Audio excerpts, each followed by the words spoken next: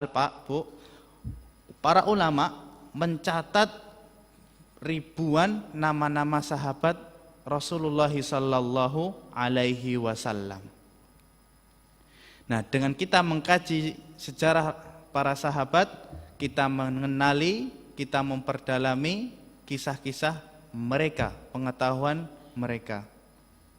Kemudian kita belajar sejarah para sahabat karena generasi mereka adalah generasi yang paling steril dari yang namanya kesesatan. Generasi sahabat radhiyallahu anhum adalah generasi yang bisa kita jadikan contoh paten dalam beragama. Kenapa demikian? Karena setiap perbuatan mereka, setiap tindak tanduk mereka selalu dibimbing oleh Rasulullah sallallahu alaihi wasallam. Setiap ada amalan yang baik Rasulullah perintahkan. Setiap mereka berbuat kesalahan Rasulullah larang. Sehingga generasi para sahabat adalah generasi yang paling steril dari kesesatan dan penyimpangan-penyimpangan agama.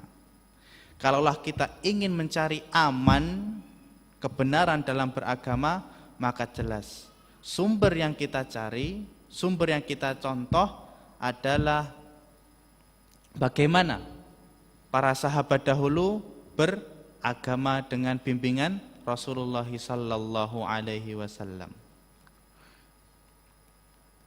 Kemudian Allah Subhanahu wa taala juga memerintahkan kita untuk mengikuti madhab para sahabat, mengikuti jalan beragama para sahabat. Allah Subhanahu wa taala berfirman, "Wa may yushaqiqir rasula min ba'di ma tabayyana lahumul huda wa yattabi' ghaira sabilil mu'minin nuwallihi ma tawalla wa nuslihi jahannam wa sa'at masira." Surat An-Nisa ayat 115. Artinya, "Wa may yushaqiqir rasul", barang siapa yang melenceng memaksiati Rasulullah sallallahu alaihi wasallam, wa yattabi ghaira sabilil mu'minin, dan mengikuti jalan selain jalan-jalan kaum mukminin. Sekarang saya mau tanya sama pian. Kaum mukminin yang disebutkan oleh Allah Subhanahu wa taala dalam ayat ini, ketika ayat ini turun, kaum mukmininnya siapa? Para sahabat Rasulullah sallallahu alaihi wasallam.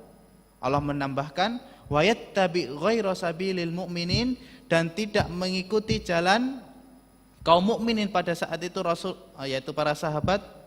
Apa kata Allah Subhanahu wa taala? Nuwallihi ma tawalla wa nuslihi jahannam wa sa'at masira. Maka kita biarkan mereka di dalam kesesatan, wa nuslihi jahannam, ujung-ujungnya Pak, kita masukkan dia ke dalam neraka Jahannam wa sa'at masira. Dan ketahuilah neraka Jahannam tersebut adalah seburuk-buruk tempat kembali. Kemudian kita mempelajari sejarah para sahabat karena Allah Subhanahu wa taala langsung mengabadikan pujian untuk mereka, memberikan tazkiyah kepada para sahabat. Di dalam surat At-Taubah ayat 100, Allah Subhanahu wa taala berfirman, "Was-sabiqunal awwalun minal muhajirin wal ansar walladzina tabauhum bi ihsanin radhiyallahu anhum wa radu'an wa a'adda lahum jannatin tajri tahtahal anhar khalidina fiha abada dzalikal fawzul adzim." Wasabiqunal awwaluna minal muhajirin wal ansar, yaitu orang-orang yang pertama-tama memeluk agama Islam, baik dari kaum muhajirin dan ansar, walladzina tabauhum bi ihsan, dan orang-orang yang mengikuti mereka dengan kebaikan. Apa kata Allah Subhanahu wa taala? Radhiyallahu anhum wa radu'an, sungguh Allah telah ridho terhadap mereka dan mereka ridho terhadap Allah Subhanahu wa taala. Balasannya apa Pak? Allah Subhanahu wa taala siapkan untuk mereka surga-surga yang mengalir di bawahnya sungai-sungai. Mereka kekal abadi di dalamnya. Itulah kemenangan yang agung. Surat At-Taubah ayat 100. Kemudian sebab kita belajar memperdalam sejarah para sahabat yang selanjutnya adalah karena sejarah para sahabat adalah sejarah yang memang benar-benar terjadi, alias bukan cuman dongeng nina bubuk belaka. Akan tetapi kisah-kisah para sahabat adalah kisah-kisah nyata dengan beribu-ribu macam kehebatannya. Itu adalah kisah yang nyata. Bagaimana Khalid bin Walid radhiyallahu anhu menjadi komandan panglima perang. Beliau berperang dengan gigihnya, dengan kuatnya, sampai beliau terluka-luka, bahkan dikatakan ada 70 bekas luka, dan semuanya di bagian depan. Di bagian punggung ke belakang semuanya bersih, kinclong. Tapi yang bagian depan penuh dengan sayatan, sobekan, bekas luka perang. Dan itu memang benar-benar terjadi. Khalid bin Walid mengikuti banyak-banyak perang. Bukan seperti dongeng, Gatot Kaca. Anaknya siapa Pak? Werkudara. Nah, itu kan cuma dongeng. Tidak pernah terjadi. Gatot Kaca itu baru lahir digores pakai darahnya Bimo, langsung jadi Joko, langsung jadi gagah. Nah, itu tidak ada Pak seperti itu. Itu cuman dongeng. Beda dengan Khalid bin Walid. Kemudian kisah Bilal bin Rabah, budak Habasyah hitam yang memperjuangkan keimanannya terhadap Rasulullah sallallahu alaihi wasallam sampai beliau disiksa di padang pasir, ditindihi batu. Itu benar-benar terjadi. Beda sama Batman. Sama-sama hitam, tapi beda Pak. Yang satu dongeng, karangan, yang satu asli benar-benar terjadi. Kemudian di sana juga ada Abdurrahman bin Auf radhiyallahu anhu, saudagar, kaya, yang selalu berinfak di jalan Allah Subhanahu wa taala. Itu adalah kisah yang benar-benar terjadi.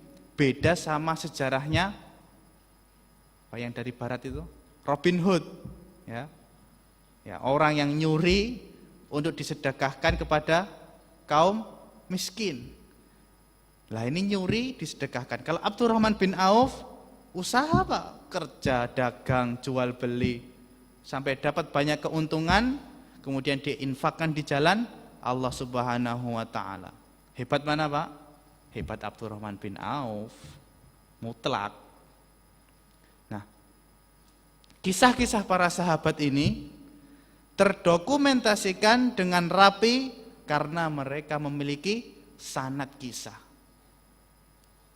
Beda sama Gatot Kaca tadi, coba pian cari sanad, tidak ada sanad Gatot Kaca. Tapi kalau dicari sanadnya cerita Abdurrahman bin Auf, kemudian Khalid bin Walid, tadi juga ada Bilal bin Rabah, maka pasti pian bisa menemuinya di kitab-kitab banyak sekali. As-Siyar min Alamin Nubala, kemudian kitab sejarah yang dikarang oleh Imam Bukhari, maaf saya agak lupa namanya, dan kitab-kitab yang lainnya yang dijadikan kaum muslimin rujukan untuk mendalami ilmu sejarah.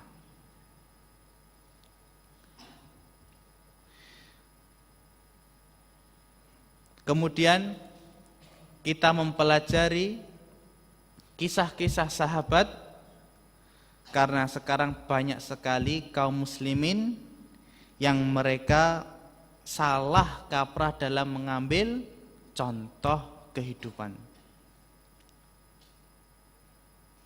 Salah kaum muslimin pada zaman kali ini adalah mereka salah dalam mengambil idola. Seharusnya yang mereka idolakan yang pertama adalah Rasulullah sallallahu alaihi wasallam.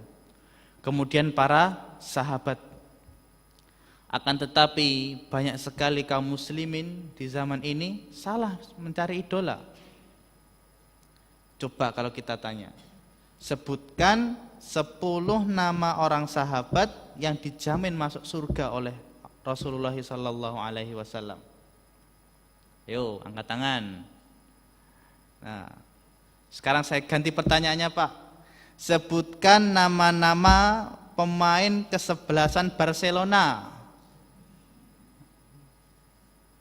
Angkat tangan. Oh, ngapusi. Nah, salah. Kalau disuruh nyebutkan nama-nama pemain bola, lancar. Tapi kalau disebutkan nama-nama 10 orang sahabat yang dijamin masuk surga, sedikit sekali yang hafal. Kemudian selain itu juga kadang kita sangat asing ya dengan nama-nama panglima perang kaum muslimin dahulu. Ada Khalid bin Walid, kemudian Amr bin As, Al-Qaqa, kemudian Hamzah bin Abdul Muthalib dan banyak lagi. Anak-anak zaman now ya, mereka lebih kenal dengan nama-nama hero mobil titik. Nah itu, Pak. Kenapa? Ya. Tidak lebih kita kenalkan kepada mereka, lebih mereka mendalami nama-nama sahabat yang ahli perang tersebut. Padahal ini jelas ada terjadi. Nah, mungkin ini tugas orang tua ya. Bagaimana mereka mengkontrol anak-anaknya supaya sedikit demi sedikit mulai meninggalkan kebiasaan ya mengidolakan hero-hero tersebut dan mereka kembali kepada hero-hero Rasulullah sallallahu alaihi wasallam. Kemudian kenapa kita mencontoh ya sahabat Rasulullah sallallahu alaihi wasallam, kita pelajari sejarah mereka? Karena meniru mereka merupakan sebuah kemuliaan. Meniru kehidupan para sahabat radhiyallahu anhum merupakan sebuah kemuliaan. Karena memang dasarnya mereka adalah orang-orang yang mulia. Yang sangat sering dikatakan oleh guru kita Ustadz Khalid Syamhudi hafidhahullahu ta'ala ketika bermajelis seperti ini, beliau berkata, berhiaslah kalian wahai para murid-muridku dengan sifat-sifat orang mulia, para ulama, sahabat dan lain-lain. Seandainya kalian tidak bisa sama seperti mereka, ketahuilah meniru-niru mereka adalah sebuah kemuliaan. Jelas, Pak, kita nggak akan bisa sanggup menyamai sedekahnya Abdurrahman bin Auf. Kita tidak akan sanggup meniru ibadahnya Abu Bakar As-Siddiq radhiyallahu anhu. Kita tidak akan bisa meniru keberaniannya Umar bin Khattab radhiyallahu anhu. Akan tetapi, ya meskipun kita tidak bisa meniru mereka secara totalitas, marilah kita contoh mereka, kita jadikan mereka tauladan dari hal-hal yang bisa kita contoh. Jadi tidak ditinggalkan semuanya. Akan tetapi kita tiru mereka sebatas kemampuan kita. Nah, dengan meniru mereka itu adalah termasuk kemuliaan. Nah, itulah tadi beberapa sebab kenapa kita harus ya mempelajari ya mencontoh para sahabat radhiyallahu anhum. Dan benar, tidak berlebihan, kata Imam Abu Hanifah kalau tidak salah, beliau berkata, sesungguhnya saya mempelajari satu saja kisah orang soleh, lebih saya sukai daripada harus duduk dengan 70 pembahasan fikih. Satu kisah orang soleh. Karena dengan mengenang ya kisah-kisah orang soleh, itu bisa meningkatkan keimanan, menambahkan ketakwaan. Nah, tidak berlebihan Imam Abu Hanifah berkata demikian. Ma'asyiral muslimin, a'azzani Allah wa iyyakum.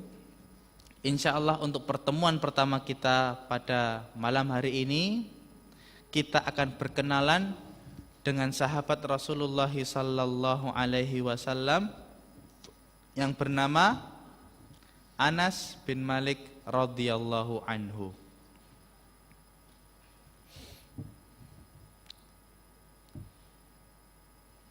Pengenalan ringkas ya, atau biografi beliau. Anas bin Malik adalah sahabat Rasulullah sallallahu alaihi wasallam. Beliau lahir di kota Madinah 10 tahun sebelum hijrahnya Nabi Muhammad sallallahu alaihi wasallam ke kota Madinah. Berarti beliau lahir 10 tahun sebelum hijrah. Kemudian Anas bin Malik hidup dengan umur yang panjang ya, lebih dari 100 tahun hingga beliau diwafatkan oleh Allah Subhanahu wa taala pada tahun 93 Hijriah. Berarti kira-kira umurnya 103 tahun. Anas bin Malik radhiyallahu anhu diberikan umur panjang ya, oleh Allah Subhanahu wa taala karena doa Nabi Muhammad sallallahu alaihi wasallam. Nabi Muhammad sallallahu alaihi wasallam berdoa untuk Anas bin Malik, "Ya Allah, limpahkanlah harta dan anak kepadanya dan keberkahan untuknya dan panjangkanlah umurnya." Maka benar doa Rasulullah sallallahu alaihi wasallam untuk Anas bin Malik ini. Beliau diberi umur 103 tahun. Kemudian dalam suatu riwayat diceritakan beliau memiliki putra lebih dari 100. Wah. Pertanyaan, kalau manggil gimana? Nah, beliau diberikan banyak keberkahan oleh Allah Subhanahu wa taala berkat doa Rasulullah sallallahu alaihi wasallam. Kemudian Anas bin Malik ini nasab beliau adalah Anas bin Malik bin Nadhr bin Domdom bin Zaid bin Haram bin Jundub bin Amir bin Ghanam bin Adi bin Najjar Al-Ansari Al-Khazraji. Jadi beliau adalah termasuk dari kaum Ansar, tepatnya suku Khazraj. Karena di Madinah ada 2 suku besar, yaitu Aus dan Khazraj. Nah, Anas bin Malik radhiyallahu anhu termasuk dalam sahabat-sahabat dari kaum Khazraj. Bagaimana ya kisah Anas bin Malik radhiyallahu anhu? Pertama, kita sangat sering menjumpai Anas bin Malik radhiyallahu anhu ini di mana? Di kitab-kitab hadis.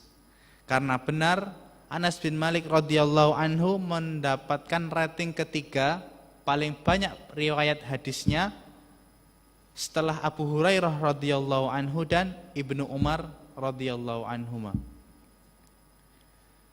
Nah, jadi Anas bin Malik ini termasuk sahabat-sahabat yang banyak meriwayatkan hadis. Karena tadi Allah Subhanahu wa taala berikan umur yang panjang kepada beliau, sehingga dengan umur yang panjang itu Anas bin Malik bisa menyampaikan ilmu-ilmu hadis-hadis kepada umat. Sekarang kita kembali ya ke zaman kerasulan sallallahu alaihi wasallam. Ketika itu di kota Madinah, Anas bin Malik radhiyallahu anhu belum menjadi orang yang dewasa. Alias ketika itu Anas bin Malik radhiyallahu anhu masih seorang anak-anak. Ketika usia kekanak-kanakan tersebut, ibunya yang bernama Humaisok atau Rumaisok atau yang terkenal dengan Ummu Sulaim mentalkinkan kalimat syahadat asyhadu alla ilaha illallah wa asyhadu anna Muhammadan Rasulullah kepada Anas bin Malik cilik. Ketika usia kekanakan, Anas bin Malik radhiyallahu anhu sudah ditalkinkan kalimat syahadat oleh ibunya. Kita ambil pelajaran dari sini, baiknya orang tua mengajari anak-anak kita, anak-anak pian mengajari anak-anak pian tentang tauhid. Bagaimana seorang hamba menjalankan haknya ya, sebagai seorang hamba terhadap Allah Subhanahu wa taala. Orang tua ajarkan tauhid kepada anak-anaknya. Dikenalkan rukun iman, kemudian kewajiban syahadat, rukun-rukun syahadat dikenalkan. Sehingga anak ini tumbuh ya, menjadi cikal bakal orang-orang yang bertauhid kepada Allah Subhanahu wa taala. Bahkan dikisahkan ya, seorang alim Syekh bin Baz rahimahullahu taala, beliau setiap bertemu dengan anak-anak kecil, beliau tanyai mereka, "Man rabbuk?" Ya, siapa Tuhanmu wahai bocah? "Mama dinuk?" Apa agamamu wahai bocah? Siapa nabimu? Ditanya seperti itu anak-anak. Karena dengan pertanyaan-pertanyaan ini menjadi pelajaran untuk anak-anak tersebut tauhid kepada Allah Subhanahu wa taala. Ajarkan kepada anak-anak kita, anak-anak pian kalimat syahadat ya, ketika mereka latihan berbicara misalkan umur 8 bulan atau 9 bulan dilatih, diajarkan kalimat syahadat.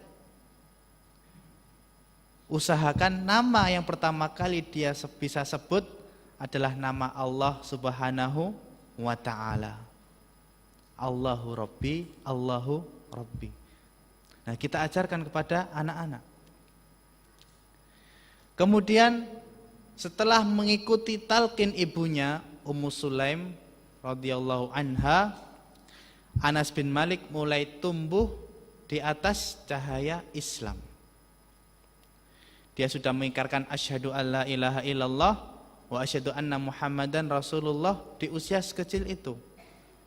Akan tetapi yang jadi pertanyaan adalah dia belum pernah berjumpa dengan Nabi Muhammad sallallahu alaihi wasallam, akan tetapi dia sudah bersyahadat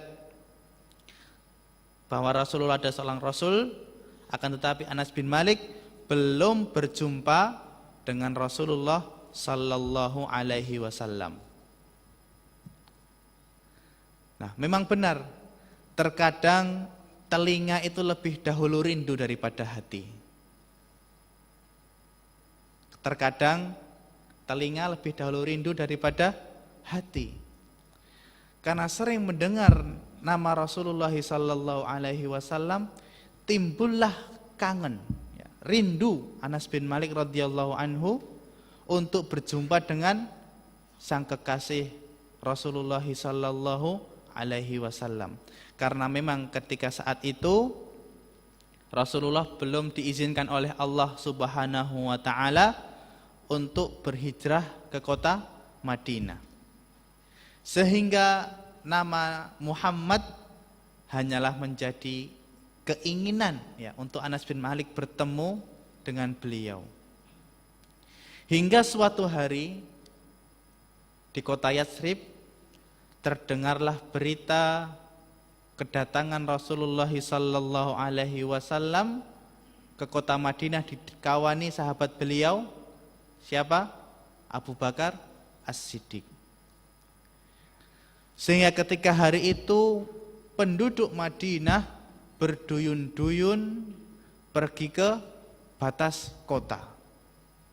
Mereka sangat penasaran dengan wajah sang Rasulullah sallallahu alaihi wasallam. Para pemuda dan orang tua pun langsung mereka pergi ke batas kota. Termasuk anak-anak, mereka berlarian, berlomba-lomba mendapatkan posisi paling depan supaya bisa melihat wajah Rasulullah sallallahu alaihi wasallam. Tidak kalah para ibu-ibu dan pemudi-pemudi, karena tidak mendapatkan posisi, enggak dapat tempat, mereka menaiki atap-atap rumah mereka untuk melihat wajah Rasulullah sallallahu alaihi wasallam. Karena memang kedatangan Rasulullah sallallahu alaihi wasallam ketika itu sudah dirindukan oleh penduduk kota Madinah.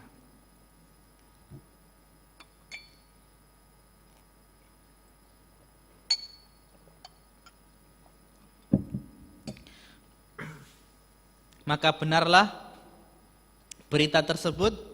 Ternyata Rasulullah sallallahu alaihi wasallam dan sahabat beliau Abu Bakar As-Siddiq sudah tiba di kota Madinah.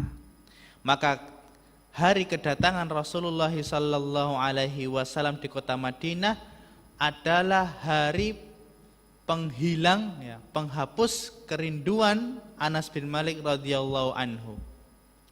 Hari kedatangan Rasulullah sallallahu alaihi wasallam di kota Madinah merupakan hari yang bersejarah untuk Anas bin Malik, di mana semua kerinduannya, kangennya, penasarannya semua terjawab dengan kedatangan Rasulullah sallallahu alaihi wasallam. Setelah Rasulullah sallallahu alaihi wasallam tiba di kota Madinah, maka berduyun-duyun penduduknya memberikan hadiah kepada Rasulullah sallallahu alaihi wasallam. Akan tetapi sangat disayangkan Ummu Sulaim, Humaisa, ibunda Anas bin Malik radhiyallahu anhu, tidak mendapatkan apapun yang bisa dia hadiahkan untuk Rasulullah sallallahu alaihi wasallam.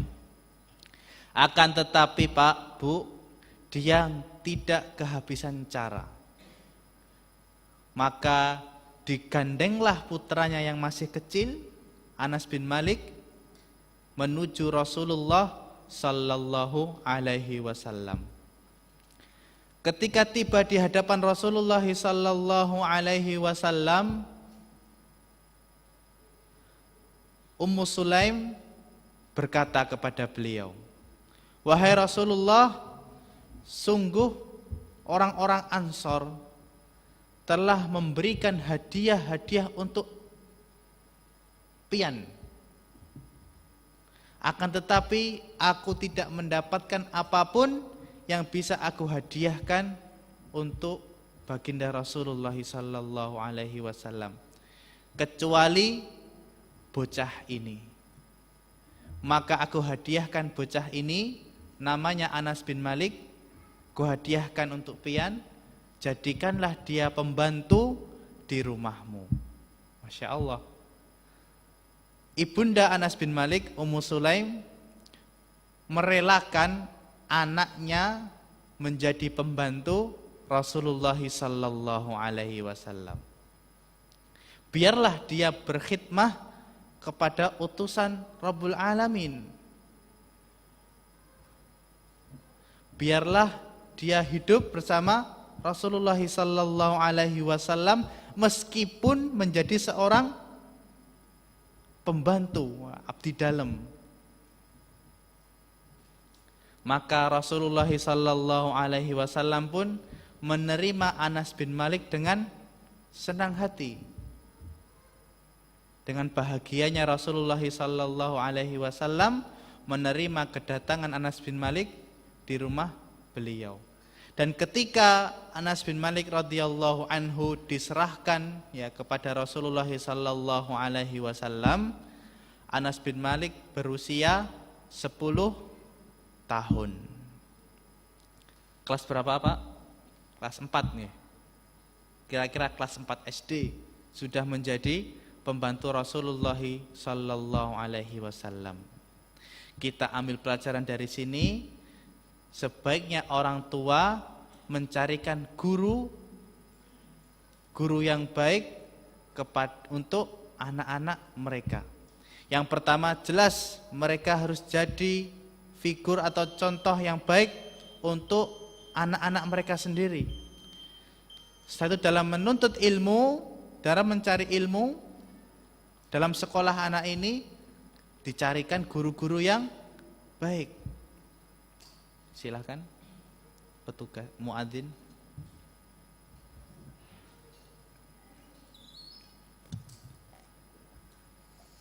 Allahu Akbar,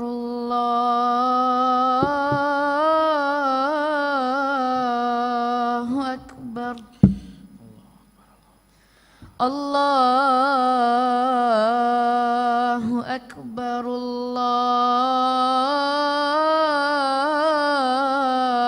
Allahu Akbar. Asyhadu an la ilaha illallah. Asyhadu an la ilaha illallah.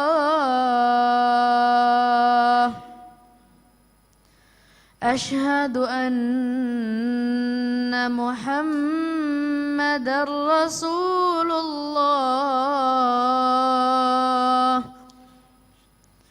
Asyhadu anna Muhammadar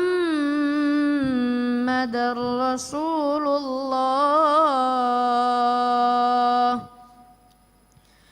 Hayya 'alas salah.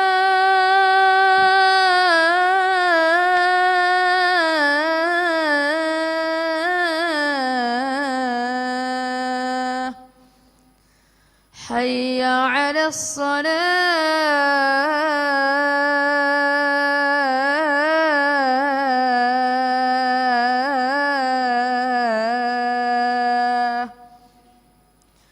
Hayya 'alal falah.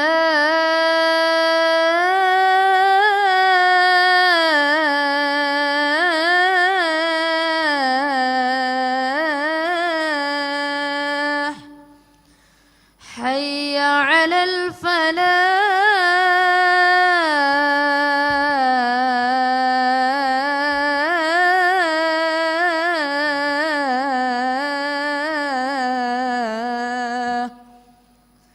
Allahu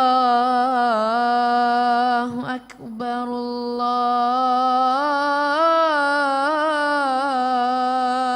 Allahu Akbar. La ilaha illallah.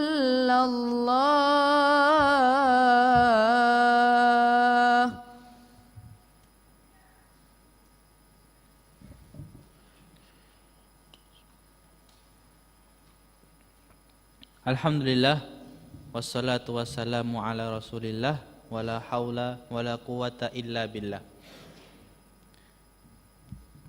Maka dari itu, orang tua ya mencarikan guru-guru yang baik untuk putra-putri mereka. Oke lah kalau mungkin di sekolah memang kita tidak bisa memilih, akan tetapi untuk guru privat misalkan, guru les, ya kita carikan guru-guru yang memang berakhlakul karimah. Kemudian seandainya ya orang tua ini adalah orang yang sibuk, ya, super sibuk, dan anaknya ini butuh pengasuh, maka kita carikan pengasuh-pengasuh yang memang benar-benar soleh, bertakwa dia. Karena jelas pengasuh-pengasuh yang soleh ini mereka akan memberikan pengajaran-pengajaran yang baik untuk anak-anak orang tua tadi. Berbeda dengan halnya ya asal pengasuh, ya kemungkinan besar anak-anak tadi bisa tersia-siakan, tidak diberikan pelajaran, tidak diajari ngaji misalkan. Nah itu bahayanya. Akan tetapi kita ketika sudah mendapatkan pengasuh yang soleh betul, ya jelas orang-orang yang soleh akan menularkan kesolehannya kepada yang diasuh. Kemudian mulailah Anas bin Malik radhiyallahu anhu hidup di bawah tanggungan Rasulullah sallallahu alaihi wasallam sebagai pembantu. Selama bekerja melayani Rasulullah sallallahu alaihi wasallam, Anas bin Malik tumbuh besar di bawah naungan kenabian. Sehingga Anas bin Malik selalu mendapatkan pelajaran.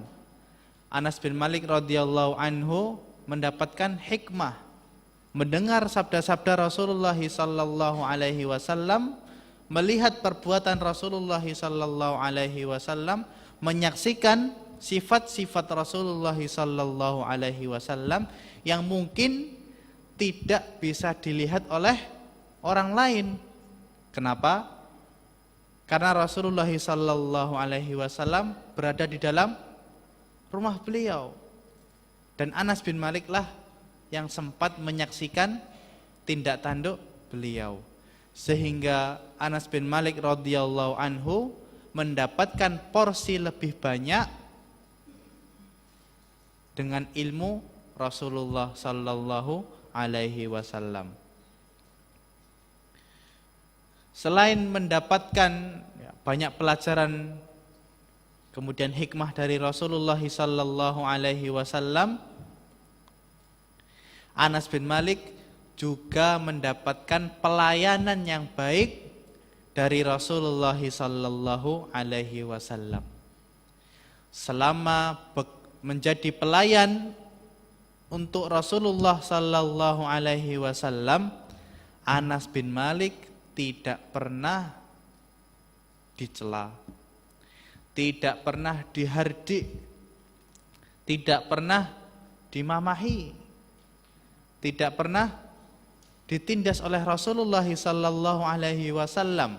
Akan tetapi justru sebaliknya, Anas bin Malik radhiyallahu anhu mendapatkan pelayanan yang baik, seolah-olah Anas bin Malik adalah anak beliau sendiri. Salah satu bukti kebaikan Rasulullah sallallahu alaihi wasallam terhadap Anas bin Malik, suatu hari Rasulullah pernah memerintahkan Anas bin Malik ini suatu tugas. Wahai Anas, pergilah kamu ke sini dan lakukanlah ini. Maka dengan segera Anas bin Malik melakukan perintah Rasulullah sallallahu alaihi wasallam. Akan tetapi ketika itu Anas masih anak-anak. Ketika lewat pasar,